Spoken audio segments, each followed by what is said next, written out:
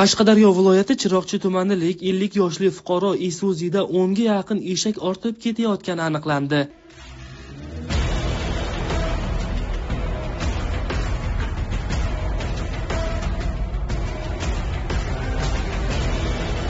Holat Jizzax viloyati G'allarol tumani hududida sodir bo'lgan. Gap shundaki, harakatlanib ketayotgan Isuzu'ni inspektor tomonidan to'xtatilganda haydovchi yukxonada qo'y bor deb xodimni aldaydi. Haydovchi qonun talabga amal qilmasa harakatlanib ketdi. Men to'xtash chorasini ko'rib, haydovchining hujjatlarini olib planshet orqali tekshirganimda transport vositasi qidiruvda ekanligi aniqlandi.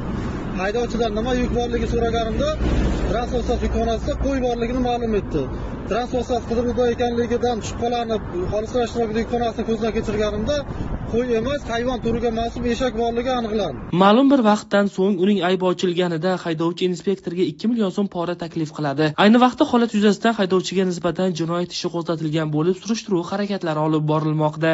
Xo'sh, 10 ga yaqin eshaklar qayerga va nima maqsadda olib ketilayotgan edi? Kommentariyada fikringizni qoldiring.